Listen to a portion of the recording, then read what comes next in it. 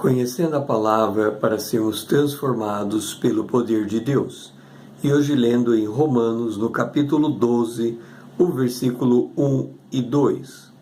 Rogo-vos, pois, irmãos, pelas misericórdias de Deus, que apresenteis o vosso corpo por sacrifício vivo, santo e agradável a Deus, que é o vosso culto racional. E não vos conformeis com este século, mas transformai-vos pela renovação da vossa mente, para que experimenteis qual seja a boa, agradável e perfeita vontade de Deus. Nós temos falado acerca da história de Jó. Deus, em meio a um redemoinho, falou a Jó. A vida de Jó estava virada de cabeça para baixo. Não podemos nos esquecer que quando Deus veio falar com Jó, Jó estava coberta de chagas malignas desde a planta do pé até o alto da sua cabeça. Ora, ele sentia muita dor. Mesmo tendo dor, Deus não opera cura em Jó. Antes, Deus fala com Jó. Ouça o que Deus diz. Em Jó, capítulo 38, o versículo 2. Quem é este que escurece os meus desígnios com palavras sem conhecimento? De que desígnio Deus faz menção? Jó não sabia. Nós sabemos alguma coisa desses desígnios de Deus, mas é praticamente nada o que sabemos. O que nós sabemos? Deus dissera a Satanás, em Jó, capítulo 2, o versículo 6.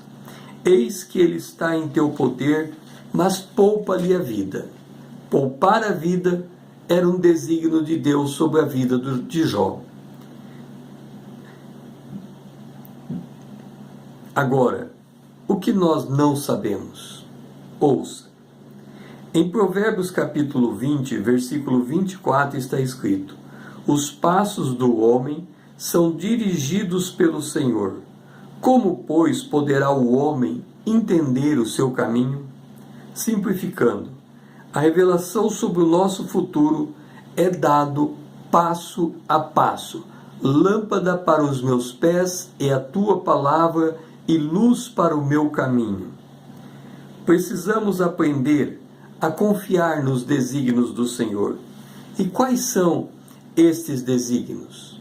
O apóstolo Paulo, escrevendo em 2 Coríntios, no capítulo 4, o versículo 18, ele diz: não atentando nós para as coisas que se veem, mas as que não se veem, porque as que se veem são temporais, e as que não se veem são eternas. O agir de Deus em nossa vida tem um objetivo eterno e um benefício presente. Por princípio, devemos primeiro buscar o reino de Deus e as demais coisas nos serão acrescentadas. Jesus, ele disse: eu quero que vocês tenham vida e vida abundante, vida eterna e vida presente. Por ora, a primeira pergunta de Deus a Jó foi a seguinte: cinge, pois, os lombos como homem, pois eu te perguntarei, e tu me farás saber, onde estava tu quando eu lançava os fundamentos da terra? Dize-mo, sem se ter entendimento. O que Deus estava dizendo era responder a pergunta de Jó. Jó estava passando por uma prova terrível, e ele queria uma explicação, ele queria entender aquela prova. E ele pergunta a Deus, por que essas coisas me sobrevêm? Deus colocaria Jó sentado do seu lado? Deus é Deus. A Bíblia diz que de eternidade passada a eternidade futura, de eternidade a eternidade, Ele é Deus. Nós sabemos que o mundo, o universo, tem por volta de 13 bilhões e 500 milhões de anos, ou 15 bilhões, depende do cálculo de alguns. Jó está sentado ali, e Jó quer uma explicação de Deus sobre o que está passando em sua vida. E Deus diz a ele: Jó, você quer saber o que está passando? Você estava lá atrás quando eu criei o mundo. quando eu lancei os fundamentos da terra, você estava lá comigo?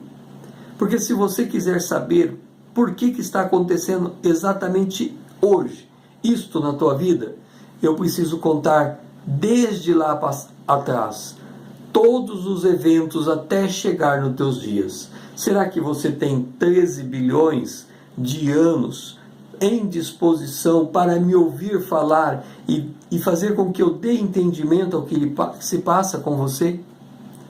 Assim é conosco. Nós queremos entender os desígnios de Deus, mas como entender se são os desígnios de uma amplitude tão grande que foge à nossa compreensão? Na vida, nós podemos não entender todas as coisas, mas devemos aprender a confiar sempre em Deus. Ele tem o melhor para nós. Nós devemos estar confiantes naquilo que o Senhor tem a nos entregar. O meu nome é César Azevedo, compartilhando com você a palavra de Deus.